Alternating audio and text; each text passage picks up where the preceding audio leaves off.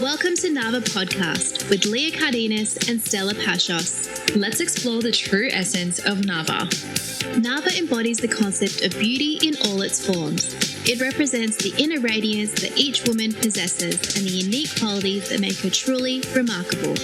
Our mission is to share the stories of inspiring women who are making their mark in the areas of fashion, health, lifestyle, and family.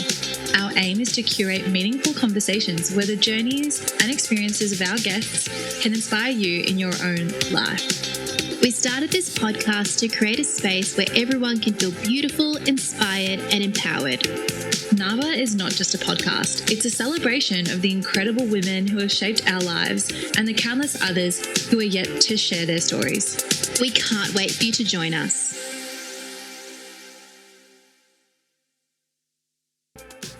Get ready to indulge your taste buds as we introduce today's guest on the Nava Podcast, Rach from Blanc Bakery. Rach is one of the visionaries behind this delectable heaven that has captivated the hearts of many with its artisan baked goods. From mouth-watering pastries to creamy coffees, Blanc Bakery has become a local sensation, leaving customers lining up for more. In this episode, Rach shares her journey of creating her thriving business that spreads joy and nostalgia through every bite. Join us as we explore the enchanting world of Blanc Bakery, hear the story of its rise, and get to know the incredible woman behind the scenes.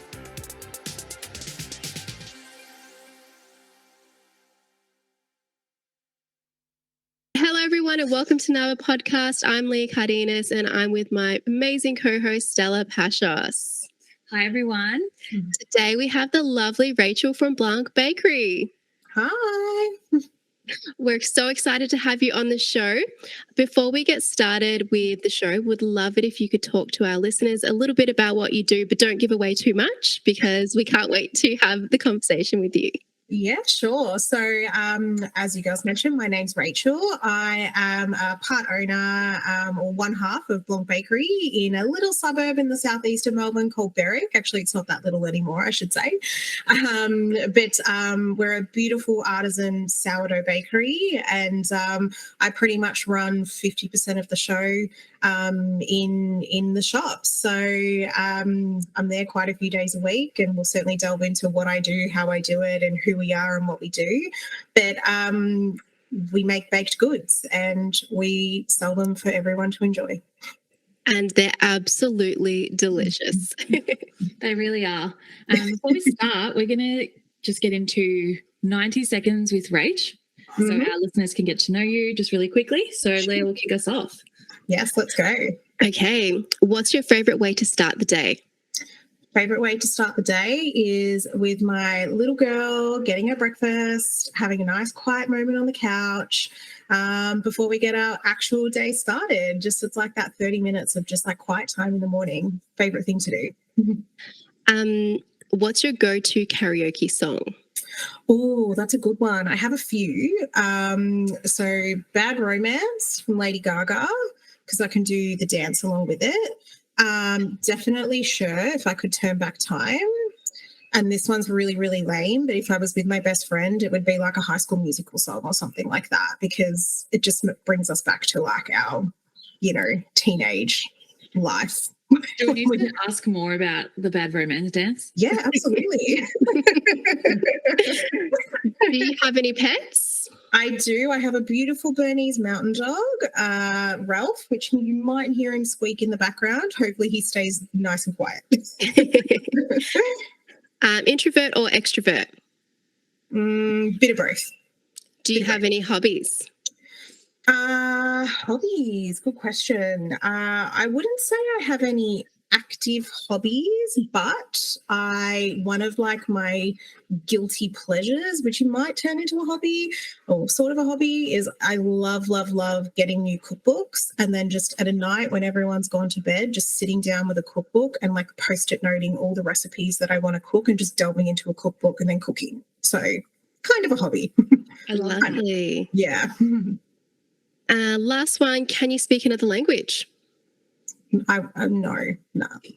I wish I could. I can speak very basic French, but I got us through France with my French, but no, not fluently, no. All right, give us the croissant. Or the croissant. That's amazing. Thank you so much, Rachel. No worries. Okay. Could you share the story behind the name Blanc Bakery? Absolutely. So it's when James, my husband, and I started, I guess, coming up with the idea that, we're going to open up our own bakery. This is what we're going to do, that type of thing. We originally had a name.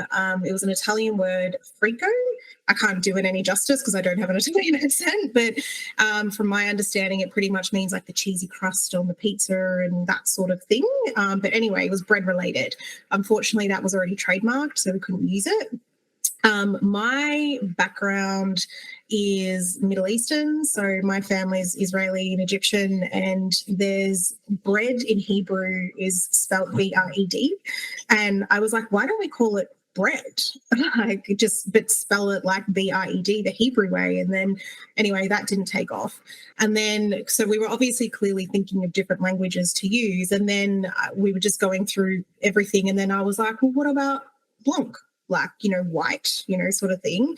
And it has a couple of different meanings in how we landed on it. But obviously bakers wear white, flour's white, hence Blanc being white. And then James's grandparents on his mother's side are such wonderful, wonderful people. They're like parents to him. They've been such a major part of his life. Their surname's actually White. So he wanted to honour his grandparents a little bit and then include their name in the business. So that's how we landed on Blanc Bakery. We were tossing up between Blanc Berwick, Blanc Bakery, Blanc, that type of thing. And then it ended up being Blanc Bakery. I love That's it. how it came about, yeah. And the story behind it is really special. Yeah. I love listening to the strategy meetings behind the naming of a business, because what you just explained seems really simple and straightforward and like an easy decision, but I'm sure you were going back and forth. You were sitting around the living area. Was it kind of like that for a while? We were literally like, I'm in my front room in my house and my bookshelf's just to the right of me. And we've got the whole bookshelf is just bread books, pastry books, everything like that. And we were literally just sitting on the floor, like once P had gone down to bed, and we would flick through every single bread book, just looking for like just keywords or just something that would just pop or something that was easy to say or something that was catchy or whatever. So we literally were looking for inspo in all of the books that we had. So we went round and round and round, and then we started playing on Canva with like putting it in a logo and all that sort of stuff, and then came down to the putting it out to our friends and family saying, what do you think of this, what do you think of that, all that type of thing. And I loved bread. Like I wanted it like the bread in Hebrew, which James is like, no, everyone's going to think we're like an inbred bakery. And I'm like, it's don't be ridiculous. But that's literally what it was like. Like we just sat on the floor trolling through books and just playing around with what that would look like in a logo. And this is sort of where we landed, and that's that.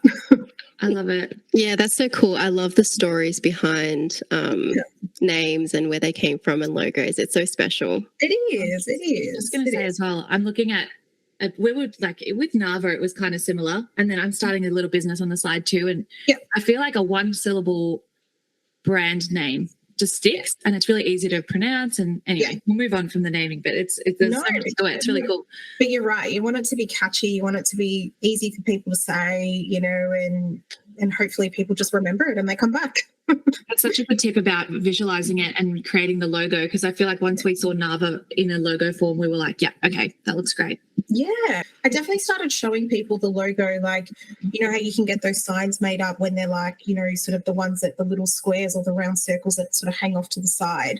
I started showing people that logo sort of made up, and I was like, what do you think of this? What do you think of that? Like, that type of thing. And then then you start playing around with colors and all like, the aesthetics, which I know we'll talk about as well, but you start playing around with all these things. And then, just from a simple name, the vision just grows off that. And it's kind of like what happened, Amazing. Yeah.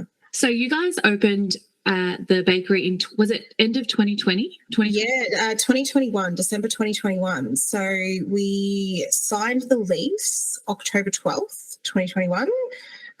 We negotiated a 2-month rent-free period. So that was pretty much our goal to build the shop within 2 months. So I'm a very methodical, bit of a control freak, organized sort of person. Like I like personality, okay? Yeah. Dry James batty sometimes, but that's okay.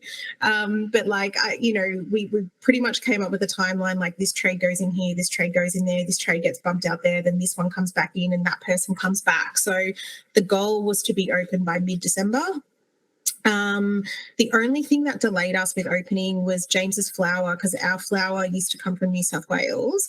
Our flour got delayed with coming, so we couldn't test bake till literally maybe 6 days before Christmas. And we did one test bake, and then we were like, let's just open the doors, like let's just do it. And 4 days before Christmas, let's just see how we go and just pray to God like people walk through the door. Because we really like kept it hush hush, like, you know, we had so many people peeping in when we were building, because we kept all the sheets up and stuff like that. We had so many people peeping in, like, what's going in, what are you doing, like all this sort of thing. But we really wanted to keep it like hush hush until we were ready to go. And I just posted like one story of like James molding the dough, and then that was it. Like, you know, it's just been go since then. And, you know, it's been a journey, that's for sure. It's been a journey. Nothing like a little bit of pressure right before the opening. I feel like it's great that you get that 2-month period. You've got a timeline you're working towards, and then something always doesn't go to plan, and you're like, always. Like, we were pretty lucky that like pretty much everything went to plan. There was definitely a few things that we were like, is this going to arrive? Is that going to arrive? Like, is this going to fit? Are we going to have enough power? Like, are all these little bits and pieces going to come together? But it really came together, like, you know, even when it came to like recruiting staff, like we started recruiting before we opened, and then we just sort of had to keep drip feeding them, you know, like we're going to open, because she didn't want to promise too much and then, you know, and under deliver. But it really came together. And like for myself, even for me, like it was a massive learning curve. Like, I did hospitality when I was at school, but Jesus, I hadn't played on a coffee machine for, I don't know, 12, 13 years. So like even to go do my training with common folk and then come back and just be like, okay, you're on the machine now. I'm like, oh, Jesus. Like, you go. Here we go. Like, let's just get in and get it done. Like, yeah. Beyond your delectable creations, what sets Blanc apart from other bakeries in terms of your approach to customer service and community engagement? Yeah, good question.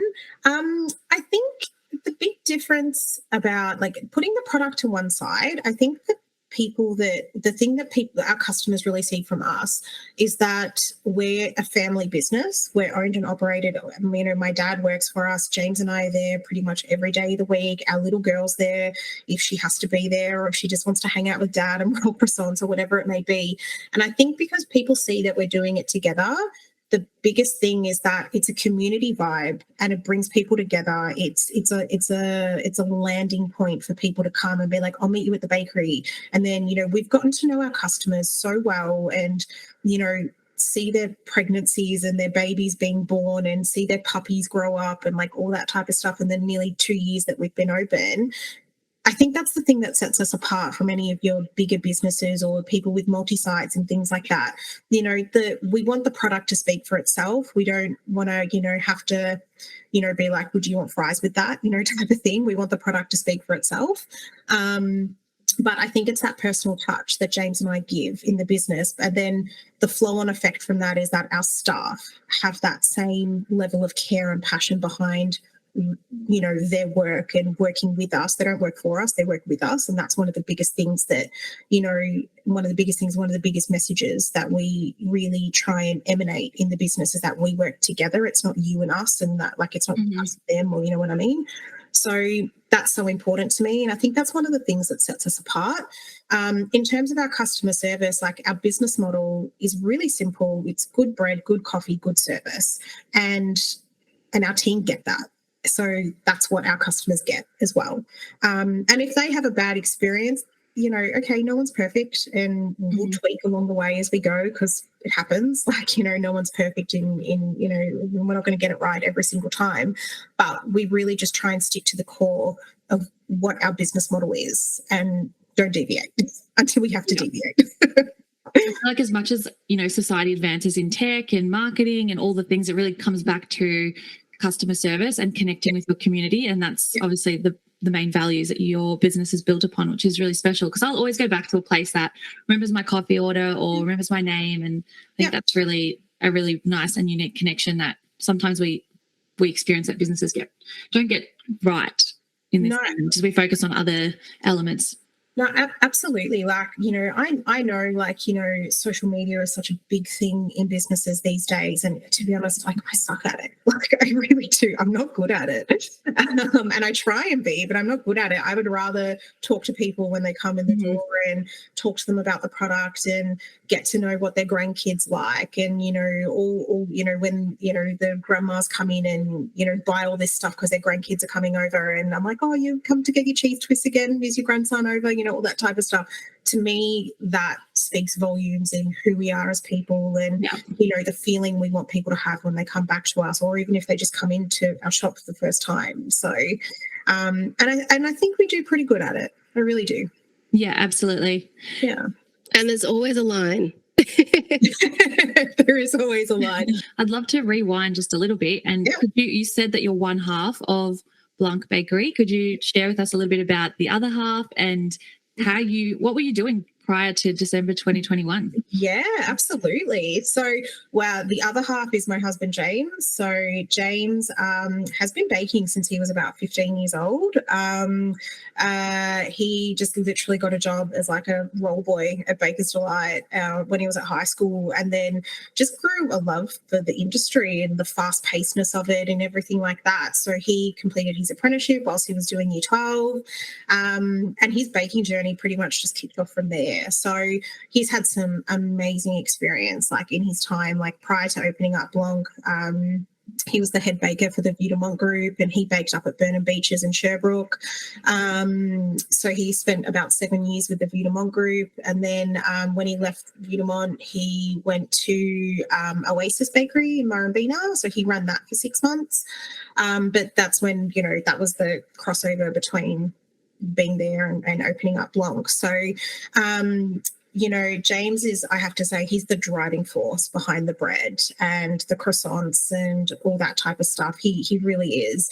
I'm obviously always there to support him in whatever he needs. If I need to go in and bake with him, I can do it. I'm not tall enough for the ovens. Okay. How tall are you, just out of curiosity? I think I just made 5'2". Yeah. 5'2", I'm pretty sure. Yeah, the ovens are clearly a lot higher than that. Yeah, they're a lot higher than that.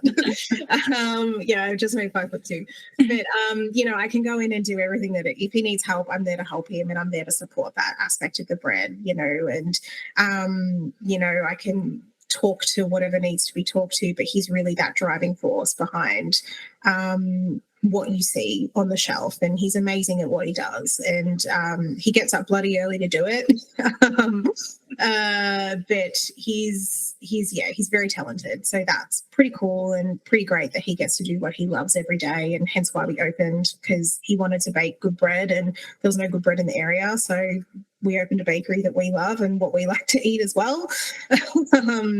But prior to Blanc, I actually have a HR background, or people and culture, whatever you want to call it. It has two different names these days. So before December 21, I had pretty much just come back from mat leave before the bakery opened. I was the P&C business partner for the gaming team in Crown. So I've been with Crown for about 5 years. And I looked after all of gaming machines and table games. So it was a pretty big role, pretty intense, being a part of a 24/7 business, very hands-on, on-site, very demanding business, but an amazing business to be a part of at the same time, like the growth, the opportunities, everything like that. Like you'll never see anything like it anywhere else. So I was with Crown for quite a while. And then prior to that, I was also, in a few different other HR roles. So I spent 11 years with Baker's Delight. That's how James and I met. So cute little Christmas party. Oh, wow. Yeah. You'll have to get to that later. Yeah, later. James will kill me. But no, we met at Baker's Delight, and I spent 11 years there working in store and head office, and I had a few different roles in head office. I spent a little bit of time at Retail Zoo, which is, Boost Juice, Betty's Burgers, all that stuff, and then went to Crown. And then from Crown, we opened up Blanc. So I didn't jump into the business straight away, just because you never know, like with a new business, just how it's going to go. And I'm a little bit risk adverse, I have to admit. Like I was probably more the hesitant one to like thinking, is this the right time? Can we do it? Like, are we financially in a good position? No, we should save more money before we do it. Whereas, James was like, let's just do it. Like the opportunity's here. Let's just do it. Let's just do it. So I definitely was the more risk adverse one. And that's more my personality type as well. But we did it, and it's paid off. And I stayed at Crown until pretty much the start of this year, and then there was a change in the business with people, and it was time for me to take the leap and jump into the business full time. And honestly, I'm kicking myself that I didn't do it sooner. Like I should have done it sooner. That's crazy because, it would have been such a daunting time, and you don't know which way the business is going to go. December 2021 was still, we were still recovering from such volatile times, and we were going into more volatile times. So, taking that leap of faith, and it seems that yin and yang that you and James have worked the perfect balance to give it a go. Yeah, like it was definitely tough. Like it was tough on us in the sense that, we were complete opposite schedules. We had a 1-year-old in there as well. At the time, I hadn't got P into daycare because I was so like scared of putting her in daycare, and I'd just been home with her for like 11 months. So like, I was like, no, like no one can look after her the way I do, and I think every mum probably goes through that. So we couldn't have done it without like the support of our family. Like it literally takes a village to make everything run the way it does. And my work, when I went back to work at Crown, it was like, I'll just come back 2 days a week and then I can still help with the shop. And then that 2 days were like, no, can you do 3? And then pretty much my whole team left. So it just went from 2 to 3 days to full time. And between the business, working full time, being home with P, like it was a lot. It was a lot. It's a lot for one person to take on. Definitely. I can definitely speak to that also, being a mum and then going back to work and trying to navigate childcare or asking family for help. And I definitely agree. It takes a village to raise a child. And I think we're both so blessed that we have that family support to help do our careers, help our partners, but also be there for our children and know that they're safe. It's really... Absolutely. It's just a constant juggle, and it plays on your mind as well. Did I make the right decision or not? And it's hard. Did you feel the same? Oh, sorry, go ahead. No, I was going to say it is so hard because like, I think like, especially coming back from mat leave, and I think this is not spoken about enough when women do return to the workforce, you feel like you have this point to prove, like you're capable, like you were pre-children or pre-child or, however many kids you have. You feel like there's this point to prove. And I think in some environments, it's definitely more prominent than others, especially the work environment I went back into. I felt like I was tainted, like people thought I wasn't capable like I used to, compared to how I used to operate. Now, I probably worked exactly the same way, but looking back on how I was working, how probably manic I was, it's probably the best word to use. I was working so hard to prove a point that I can do it all, but at the end of the day, like,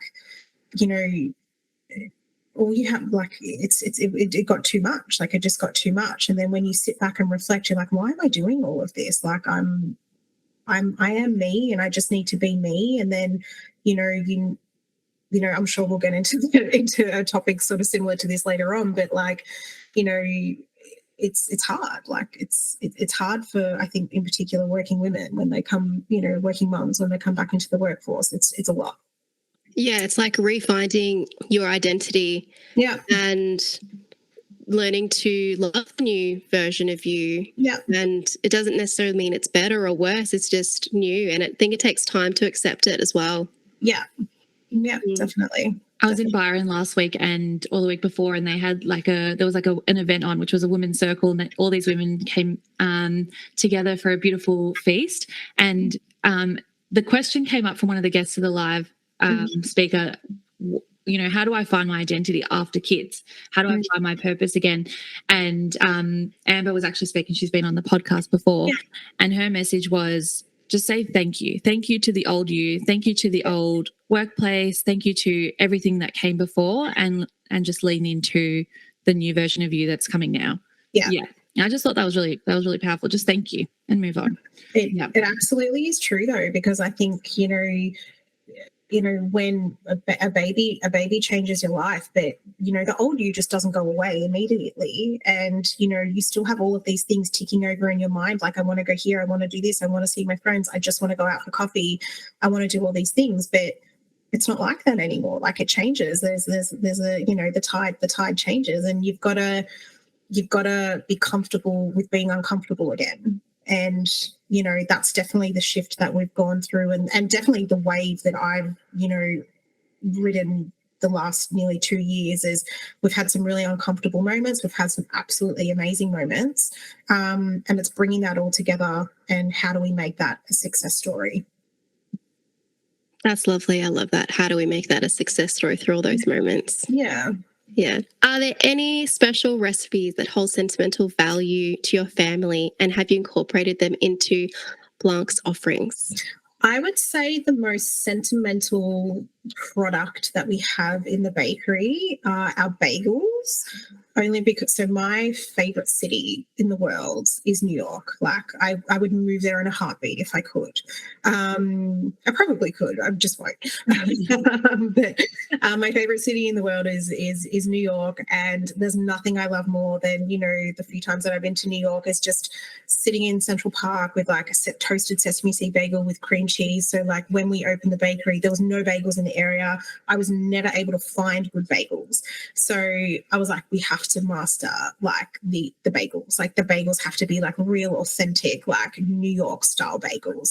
So we went through so many different like test bakes to get them like the right amount of chewiness, the right amount of softness, the right color, just the right everything. And I think we've nailed it. Like, I think we've nailed it. I don't know if you've had a bagel, but you should get a bagel. The jalapeno bagels are our family favorite. Even my 2-year-old eats them. Yeah, they're good. They're really good. But I would say the bagels would probably have to be the most sentimental or like nostalgic product or recipe that we have. We'll be back after a short break. 39 Degrees have created a hot spring experience that you don't need to book, plan, or even leave the house, because they know you've already got a full mental load. Michelle and Susie created their signature bath tonic to replicate the moment as soon as you step into a hot spring. It's all natural, derived, vegan friendly, and suitable for all skin types and every single body. Nava listeners get to enjoy a special 15% off with code NAVA15. That's NAVA15. Now let's get back to the conversation. So obviously, all the ingredients are really important. How do you go about sourcing them? Okay. So that's really, like, I guess, a big focus of what James does, more so than me. But I guess what we try and do when it comes to sourcing ingredients is really finding a lot of small local farmers, small family businesses, whether they be local to the area or local interstate or whatever that may be, that produce, I guess, a unique product. You can go with your big flour companies and, you'll get it every day of the week if that's what you want. But you'll find that when you do things like that, the quality of the flour or the quality of the butter or the quality of the eggs, whatever it is that we're sourcing, it just drops. And that message, I guess that personal touch and that message really gets lost between us and the supplier. So we've really made a big effort to use local eggs, like our where we get our eggs, like it's the farms in Officer, and they're amazing eggs. If you haven't had them, get bird eggs; they're great. um, our flour, we've just had to recently change flour companies only because there was an issue with their wheat. So and we obviously always have to think about the quality of our product and making sure we get a consistent product. So we had to make the decision to change, which is not ideal, but it's also not a bad thing because at the end of the day, we've got a good quality product. Still an organic product, which is what we want, because you can really see the difference when you use, an organic flour to a not organic flour as well. So a lot of these contacts James has had for a very long time and he sources. When it comes to like our retail shelf and stuff like that, we do a lot of research into really cool businesses that are out there that, just have a different offering, like whether it be the Drunken Sailor products, the Goldie olive oil, little, businesses like that where they just have something really cool. Like we have a local honey guy that comes in and he makes his own honey. He lives down Clyde Way and we get honey from him, and just find little people like that along the way that, we try and support smalls, try and support local, and that's just, what we'll try and always keep doing. Yeah, that's so special. I think you're truly living out your values and what you want Blanc to be, a family, and connecting with other family or small businesses. I think it's really special as a business owner when you can make those connections and make those choices. Yeah, definitely. And I'm grateful we do have the option to do that. Like we don't have to go to big mass produced, focus on the cheapest dollar. We don't have to do that. Like obviously money makes the world go round and you always do think about the cost. But I think it's important that, if you can support small, do that. I think I love being surprised and delighted. Like when you walk into, you're walking into your bakery and you have your beautiful, artisan croissant or, whatever bagel you've just bought, and then you see the selection of curated products that you've handpicked. And then you're always surprised and delighted and you're like, oh, I actually didn't mean to find this today. And I'm obsessed with it. And I'm so glad that I got to walk away from that. Like I love those little buys that you can find. Yeah, absolutely. Because even like, we use Schultz milk, which is, an organic milk. And if you haven't tried Schultz milk, it's amazing. Like, I've even found that, if I happen to run out of milk at home, because we only drink Schultz at home now, if I happen to run out of milk at home and I need to like quickly go grab something from, 7-Eleven or whatever, I actually can't stomach it. So it's amazing the when you actually see what goes into like a organic product that's made with all the right things and not the wrong things. It's amazing the effects that it has on your body. But then also we can get so many cool products from them, like the Herbie Quark or the plain quark or their creams and all this type of stuff. Like, and then talking to people about those products. Like I can't put enough, Herbie Quark in our fridge. What is that? Sorry. So quark is? Oh, you do? Okay. Yeah, it's similar to like a cream cheese / ricotta type of thing. I think it's a Swedish, is it a Swedish product? Yeah, it's something European. Yeah, it's a European type of product, but it's the best thing to put on a bagel. If you haven't tried it. Okay. Yeah. I'm on it. Kind of like a fermented sour creamy kind of thing. Yeah. Cheesy thingy. Yeah. That's the best way to describe it. So you and James both have a really rich experience working for incredible companies. Yeah. How do you, specifically, how did you take away the learnings from HR and implement that into integrating into this business? Because is this the first business you've run? Yep. Yeah. What skills did you take away and implement? Pretty much, honestly, anything that's people related is me. I really take care of the people in the business. Not saying James can't, he definitely can. But I definitely am the people person in the business. I guess, coming from a HR background, majority of my day from my HR life, when I was in it every single day, I was dealing with a lot of heavy things, whether it be, investigations, complaints, bullying issues, harassment stuff, writing up written warnings, sitting in all these big, heavy conversations, and then there's the fluffy side of HR that, people don't see as much. We talk about culture and surveys and how we're going to implement change and, putting that out there. There's all of that side as well. But I think that comes with me every single day in the business. It's come with, all of those skills that I have, I use every single day, whether it be from an admin perspective, like, getting our policies, not warning, sorry, I've never had to issue a warning in the bakery. I take that back. You're in automated HR mode. Yeah. Letters of offer, paperwork, all that type of stuff, doing payroll, all that sort of thing.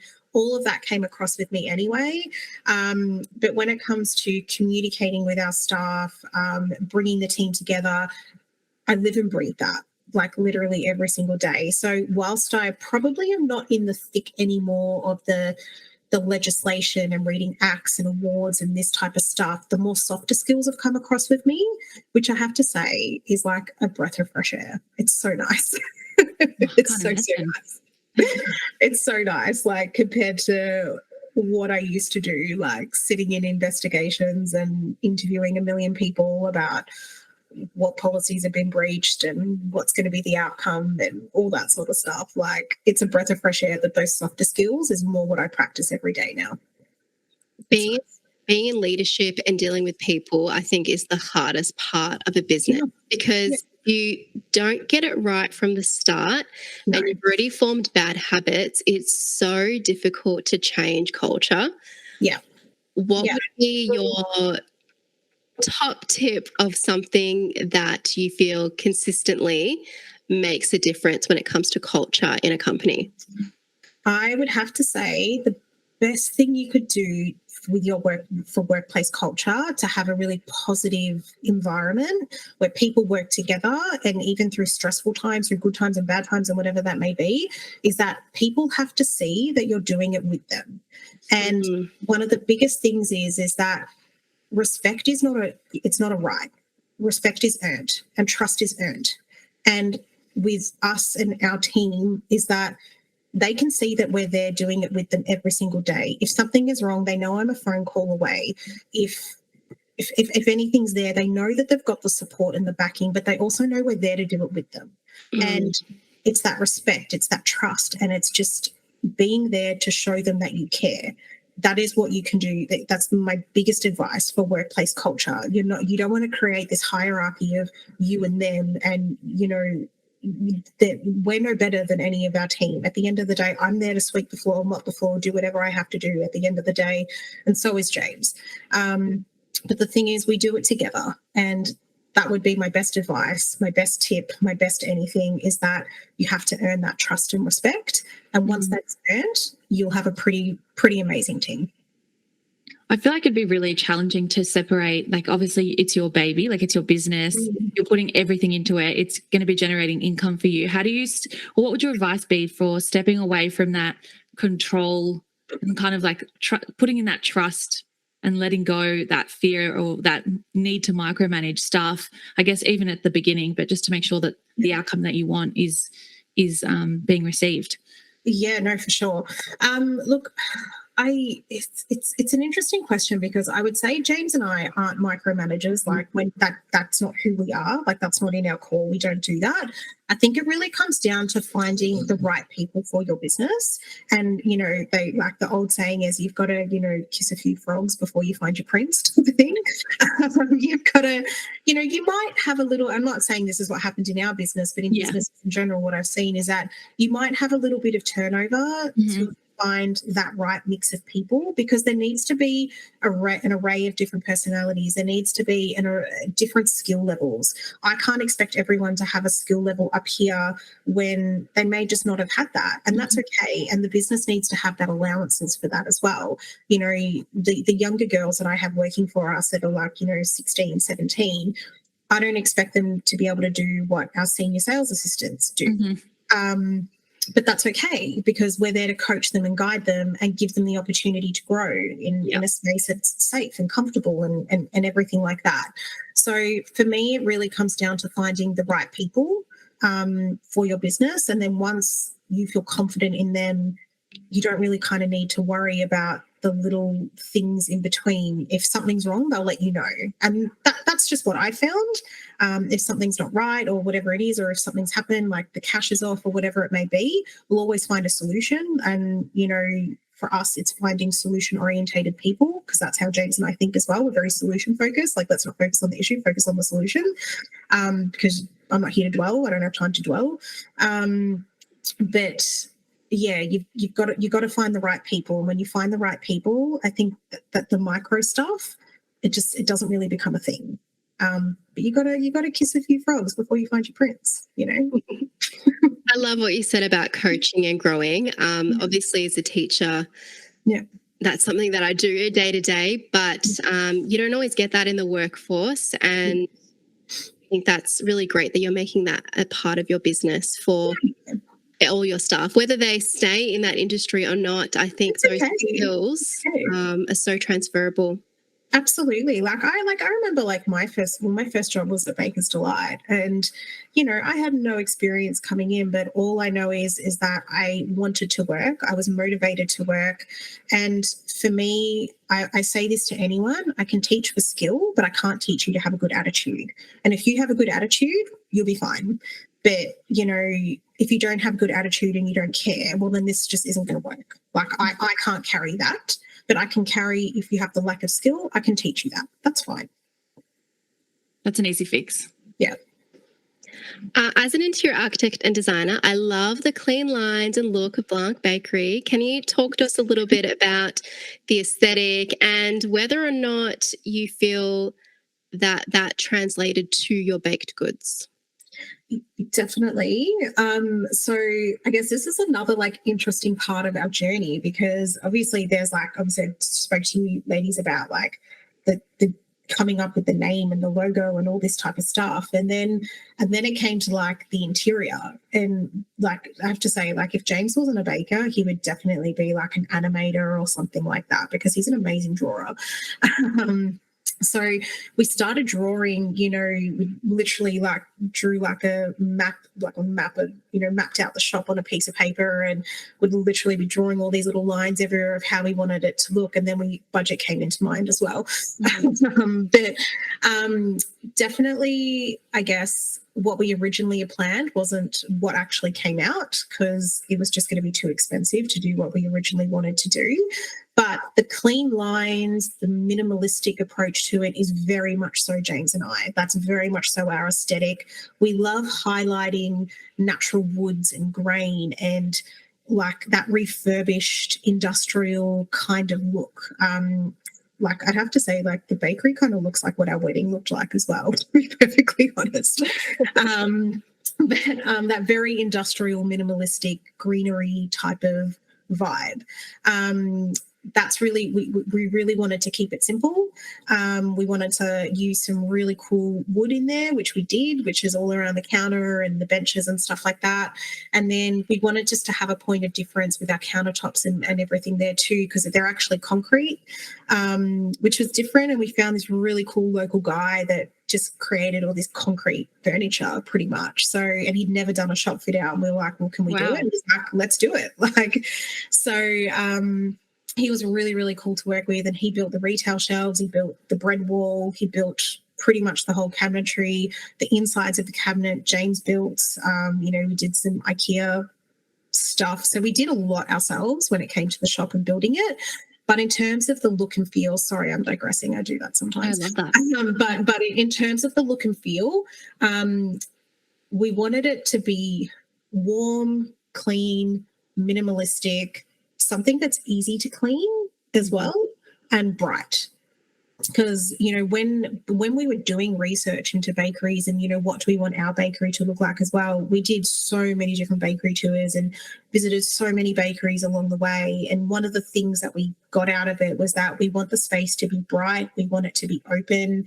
We want to be able to walk into it and feel like you're walking into something. And then you can also see the theatre behind the bread wall as well. We wanted to keep the whole space open so you can actually see what happens behind the scenes as well. So you feel like you're a part of it too. So that's how we really came up with the design and the look and feel of the shop. You've definitely nailed it. I could visualize it, everything that you were saying as I've been into your bakery before, and I was visualizing it exactly to a T how you've described it. That's how it's been. Yeah, that's how it worked out. Yeah, yeah. And look, there's definitely some things like, if you built a house or you built anything before, like you think, oh, I'd do that differently. I'd get this different, or I'd move this here. And, even when we, put tape on the floor in the bakery to be like, okay, well, the benches are going here, the ovens are going here, provers are going here, all this type of stuff. And we were like, oh, there's not that much space when you walk in. But then when it actually all got bolted in, we were like, is there too much space now? Like, can we bring it all forward? But it's too late to bring it. Like, it is what it is. It's done. You just got to live with it. But, we're really, really happy with how it turned out and the look and the feel of it. And just it's clean and it's open, and, it's a lot harder to keep it clean than what we thought it would be. And I can honestly say I'll never, ever paint another thing again. I'm done with paint. I painted the entire shop. I'm not doing that again. Start for life. I'm not doing that again. So I'll pay someone next time to paint. But, that was the journey and that was the fun of it all, just getting in there, ripping down the ceiling, chipping up tiles, grinding paint off of concrete bricks so more tiles could go up. Like, it was just the journey and the fun of it all.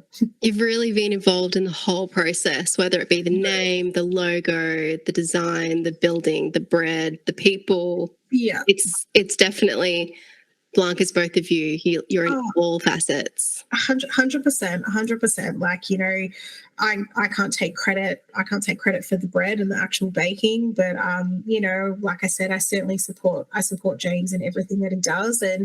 But in terms of, the little things in there there's little gems in there of who James and I are and what we like and what we feel and what we love, and it's in there. And we're so proud of how it's turned out, and I guess for us, we're just grateful every day from the positive response that we've had. And it could have gone either way. You never know. And even then, that's been a journey in itself with the education and the getting to know people and talking about the bread and all that type of stuff, because it was so different for Berwick. Like, there was nothing in the area like it. So, but it's been great. It's been amazing.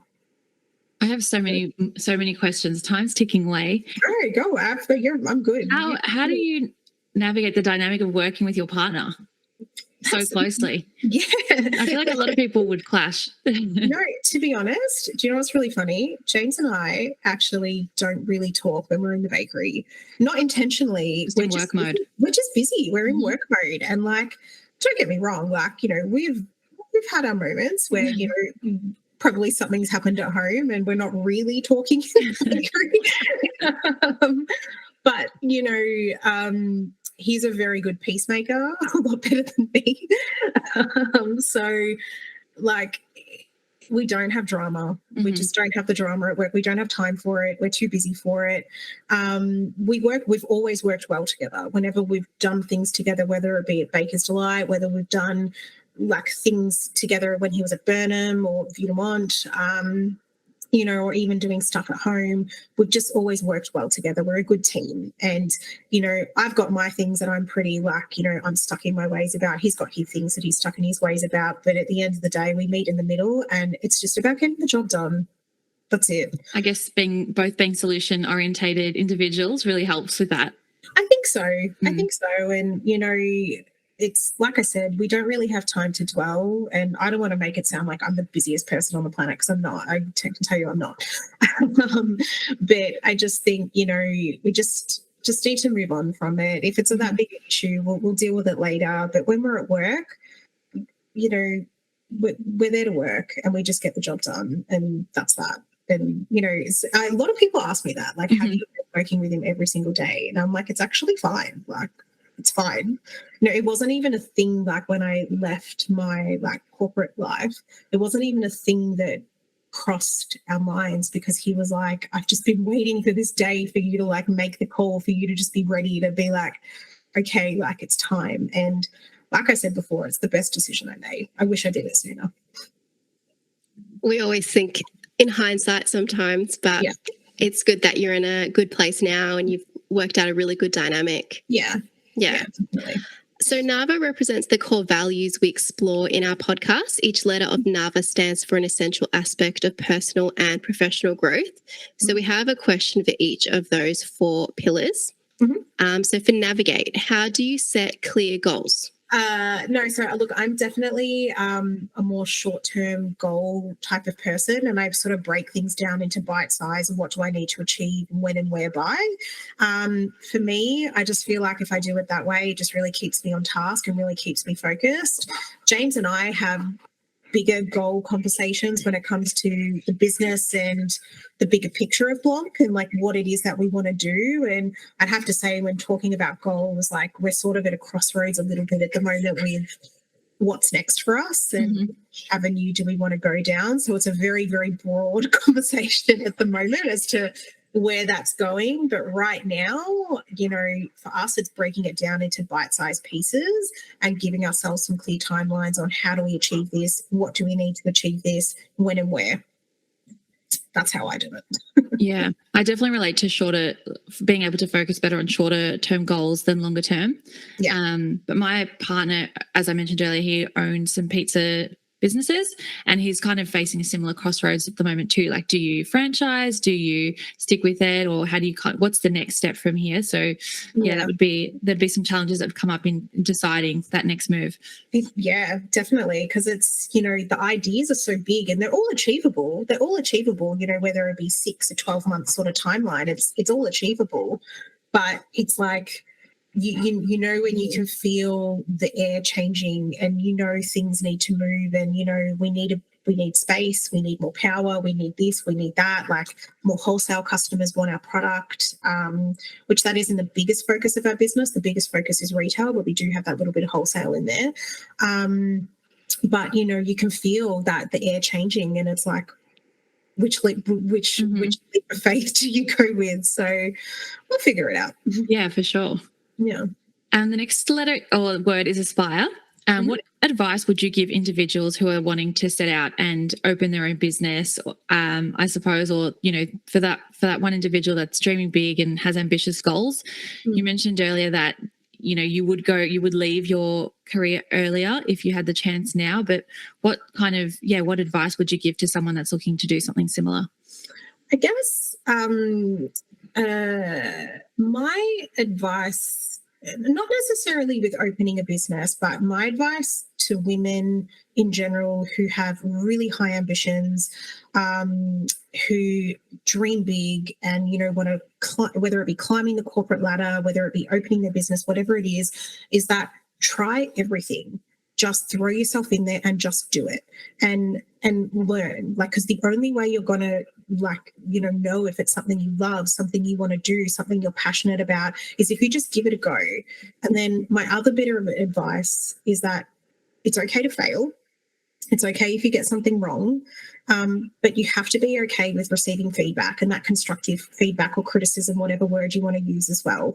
For me, in my journey, in my career, like I was very ambitious. I was so like, you know, I was like, I wanted to be the girl on the train with her heels and a suit and a bag and the this and the that. And yeah, that dream came true. Like I've had some amazing, amazing opportunities. But for me, I had to really be open to that feedback and taking on each learning as, you know, whether I did something right, whether I did something wrong, seeking that feedback as well and those little 1%ers along the way. And that has really helped me. That has really shaped me into the person I am today. And, you know, I'm not always the most overly confident person, but fake it till you make it. and you know, put on a brave face and just give it a go. It's okay if you get it wrong, you know, and because guess what, you're going to learn from that and you're going to learn maybe how to do it right next time or how to tweak it along the way as you go. And that would be my biggest advice. And, you know, the other thing, another part to that question as well. Sorry, I'm probably rambling now. Another part to that question is, for me, early on in my career, I had some really, really amazing women in particular that even now are just the biggest mentors to me that I'm still in contact with. Like they were at our wedding. They're really, really important women and women that are really high up in their careers. And they have helped shape me, guide me, pulled me back in line, called me out when I've had to be called out, if I'm, if they can just see that maybe I'm not as focused as what I used to be or whatever that may be. But for me, find someone who cares about you like that. Like, find a mentor, find someone that can really help just understand you, but make you to the best version of yourself that you can be as well. Yeah. What's a gracious way you can suggest for people to accept it or seek it out?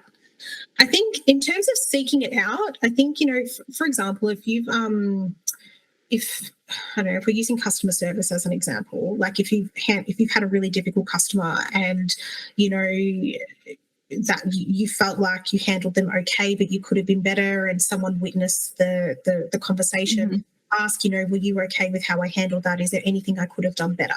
I think just approaching it with an open mind, you'll either get the response of to say you did really well, just maybe next time don't promise this or this, just say or if you whatever it may be, I don't know. But in terms of receiving it, like I said before, I think you just really need to be open-minded to the fact that we're not perfect, you're not perfect, and that is how we learn and grow. I've dealt with a million people that just genuinely can't handle feedback. Like, they just genuinely can't handle feedback. And then I've had to go in and just say, look, I'm not going to continue the conversation because you clearly can't handle the feedback. You're not open to it. So maybe I'll plant the seed, I'll put it in an email for you, I'll put it in writing, however they want to, mull over it and let me know if you have any questions. So they're either going to get it or they're not. Yeah. There are one or two ways, but I think the best part is that you just need to have an open mind to what the response might be. Yeah. And be willing to learn and grow from that. I feel like, especially in a corporate setting, feedback or criticism or open constructive criticism, in whichever way it comes in, it's so serious, and we take it so personally that it's about us, and it's just, don't take it personally. I feel like I'm looking for a job at the moment, so I was made redundant 7 months ago. Yeah. Every time I have a job rejection with feedback, I'm like either crying or like really upset about it, and I'm like, okay, well, just need to remove myself from that, because it's something they've given me feedback to improve for next time. So take it on board or not. If I want to, if the outcome is for me to get a job, then I need to really listen. And absolutely. And I think when people, like, I've had managers in the past like give me feedback that, quite frankly, that just isn't helpful. Like, it just wasn't helpful. It wasn't really about the work. It wasn't really about how I could professionally be better. It was more just about me as a person or my personality, and that's not really what feedback is about. If you're talking in a professional setting, and I think it's okay to call that out as well. Like, it was a lot for me to call that out, but I think my manager at the time understood me better for calling that out, because it nipped it in the bud of her just stop trying to dissect me as a person. I'm a very friendly, bubbly person. I always say I'll help anyone. I never say no. I'm a people pleaser. Like, that's just who I am. But I think it's important that, to not make it, it's not about you as a person. It's and to take out that emotion in it as well. And it's hard. It's really hard. Like, and some days, if you're not having the best day, you're going to take it a little bit more personally than the next day. But I think it just comes with growth and time and experience. And the person giving feedback needs to make it valuable. Yeah. All right, value. How do you prioritize self-care and maintain a healthy work-life balance? That is something I have definitely had to relearn, definitely over the last 12 months, especially since the business has opened. If you ladies saw me this time last year, I don't even recognize myself. Like, I was run down, my hair was falling out. Like, I felt like a shell of a human being, to be perfectly honest. I was doing too much. I was trying to be too much. And the last person that I was taking care of was myself. I think especially this year, like, making a choice to leave my corporate world, for me, self-care is being present and slowing down. And there's nothing I value more now than just having those quiet slow moments. And this is coming from a person who always liked to be busy. I've really shifted in that sense to just be calm and focus on the things that just purely make me happy, whether it's really getting into my cooking and baking again and that home cooking stuff. This is going to sound really lame, but I actually really love cleaning. I find it calm. I get it. It really relaxes me. There's nothing I love more than just having the house to myself for 2 hours, just to go through it from top to bottom and steam mop my floor and all that type of stuff. There's nothing I need that. But for me, the biggest thing that I've learned when it's come to self-care is calling it out and to say I'm actually at my threshold and not just keep going, calling it out. And that's what I've learned to do. And I'm really proud of myself for that. Yeah, I feel like a common theme throughout this conversation, which you should be super proud, is just asking for things. And even when you mentioned the feedback earlier, if it doesn't agree with you, just, going back and being like, asking the questions. I feel like, you being able to be like, I need that time for self-care for myself. That's a very big part of who you are, and you're able to do that. So you should be totally proud of that. Yeah, it's taken time, and I'm always learning and I'm always growing and all that type of stuff. But I think, I feel a lot calmer within myself now. I feel a lot happier just being in the one place. I'm so grateful every day that I get to be with Penelope, like most days of the week. I get to drop her off and pick her up, and she's here with me, and it's a really nice balance that I'm finding now, enjoying those slow moments and just calling out when like I'm at my threshold and I just need to bring it back down. And I don't need a lot, but when I just need that reset. How special. Yeah. The last part is achieve. So based on your own experiences, what practical steps or strategies would you suggest to our audience? I think if you have a goal in mind or a vision of something that you want to do or whatever it may be, I think knowledge is power. So do the research, understand what it is that you have to offer, understand what it is that you're wanting to offer, and use your networks, like use the people around you to get that momentum going, and it's okay if they don't like the idea or if they don't like what it is that you have to offer, because for every no there's a yes. And I think people have to remember that. But I think research is key, knowledge is power with any of this. And then I think it really comes down to, for me, when it comes to achieving things, it's that being prepared, that organization, that structure, setting small targets and small goals to be able to get where you want to be and understand how you need to get there. That might be education, it might be experience, like work experience, whatever it may be, but I think in achieving your goals, you have to be open to the journey as well. And that journey will have some twists and bumps and whatever it may be, but that's okay as well. And I think if you're motivated towards that end goal, you will get there, but just be okay with it to take time as well. People are very impatient. People are very impatient these days, so they want it now or yesterday. So you have to allow time. Yeah, absolutely. And I'm relating. I'm taking away so much from this conversation myself because, it's just so easy. What you're saying is so simple. And stripping it back, it's like, okay, just write down your goals, use your network, focus on the outcome. Like really that's something that we can all be doing. Yeah. And look, I like to think I practice what I preach. I don't all the time. No one does.